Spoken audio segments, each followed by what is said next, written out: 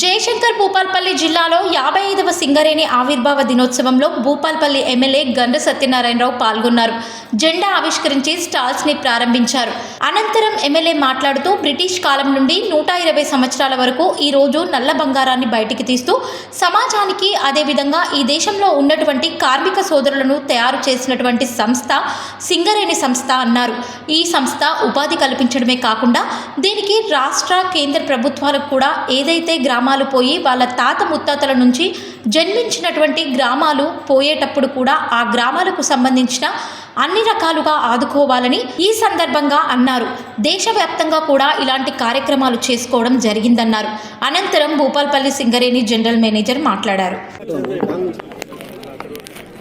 British కాలం నుండి 120 సంవత్సరాల 1920 నుంచి 136 సంవత్సరాల వరకు ఈరోజు నల్ల బంగారాన్ని బయటికి తీస్తూ సమాజానికి అదేవిధంగా ఈ దేశంలో ఉన్నటువంటి కార్మిక సోదరులను తయారు చేసేటువంటి సంస్థ సింగరేణి సంస్థ. ఈ సింగరేణి సంస్థ ఉపాధి కల్పించడమే కాకుండా దీనికి రాష్ట్ర కేంద్ర ప్రభుత్వాలకు కూడా కార్మికుల ద్వారా ఆదాయాన్ని ఇస్తూ ఈరోజు కార్మికులకు ఈరోజు ఉపాధి కల్పిస్తూ గత ఏదైతే 136 సంవత్సరాల నుంచి ఈ బొగ్గును తీస్తున్నటువంటి కార్మికులకు ఈ యొక్క కార్మిక దినోత్సవం సందర్భంగా సింగరేణి సంస్థ స్థాపించిన సందర్భంగా సింగరేణి సంస్థతో పాటు కార్మిక సోదరులందరికీ కూడా మనస్ఫూర్తిగా మరి హృదయపూర్వకంగా ధన్యవాదాలు తెలియజేస్తున్నాను.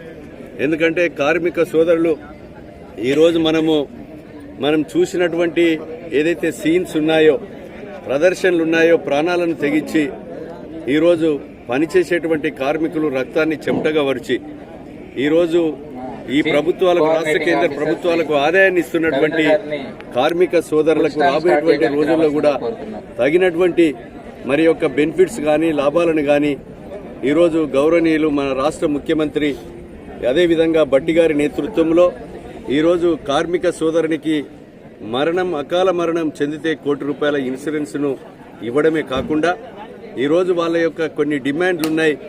స్వంతింటి కళ, అదేవిధంగా ఈరోజు స్వంతింటి కళతో పాటు ₹20 లక్షల వడ్డీ లేని ఏదైతే గృహాన్ని కొరకు ఇవ్వాలని, ఇన్కమ్ ట్యాక్స్ విధానాన్ని రద్దు చేయాలని, అదేవిధంగా ఆ న్యాయమైనటువంటి డిమాండ్లన్నీ కూడా రాబోయేటువంటి రోజుల్లో మేము ప్రభుత్వంలో, రాష్ట్ర ప్రభుత్వం ఉన్నటువంటి చేతుల్లో మేము చేయడం, కేంద్ర ప్రభుత్వం కూడా చేయాలని, అదేవిధంగా కార్మికులు న్యాయమైనటువంటి డిమాండ్లకు ఇంకా ఈ బొగ్గును ఉత్పత్తి చెందే విధంగా మరి అదే ఈ ప్రాంతాలకు భూములు కోల్పోయినటువంటి భూ నిర్వాసితులతో పాటు అదేవిధంగా వాళ్లకు భూ నిర్వాసితులకు న్యాయం జరిగే విధంగా ఆ భూమిని నమ్ముకొని పంట తీసి ఆ పంటలో ఆధారము చెందినటువంటి భూములు కానీ ఏదైతే గ్రామాలు పోయి వాళ్ళ తాత ముత్తాతల నుంచి జన్మించినటువంటి గ్రామాలు పోయేటప్పుడు కూడా ఆ గ్రామాలకు సంబంధించిన బెనిఫిట్స్ అందించే విధంగా మరి సింగరేణి సంస్థ కూడా చూడాలని, భూ నిర్వాసితులతో పాటు కార్మికులను కూడా మరి అన్ని రకాలుగా ఆదుకోవాలని ఈ యొక్క మరి సింగరేణి ఈ రోజు మరి 136వ సంవత్సరము స్థాపించి సందర్భంగా దేశవ్యాప్తంగా కూడా ఇలాంటి కార్యక్రమాలు చేసుకోవడం జరిగింది. దీనికి సింగరేణి కార్మికులతో పాటు భూ నిర్వాసితులకు ఈరోజు సింగరేణి సంస్థ కూడా అన్ని రకాలుగా మా యొక్క తోడ్పాటు సహకారం ఉంటుందని తెలియజేస్తా ఉన్నాం.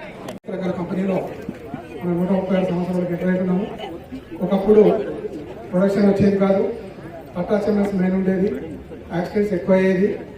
అలాంటి స్టేజ్ నుండి మనము పట్టాచమస్ హాస్పిటల్ అవాయిడ్ చేసి సెమీ మెకనైజేషన్ స్టార్ట్ చేసుకుని ఇప్పుడు మనము లాస్ట్ ఇయర్ ఎన్నడూ లేని విధంగా highest production 70 million tons, highest dispatch 69.8 million tons, అలాగే highest turnover 37,500 crores rupees turnover మరియు 4,700 crores ప్రాఫిట్ సాధించుకున్నాము.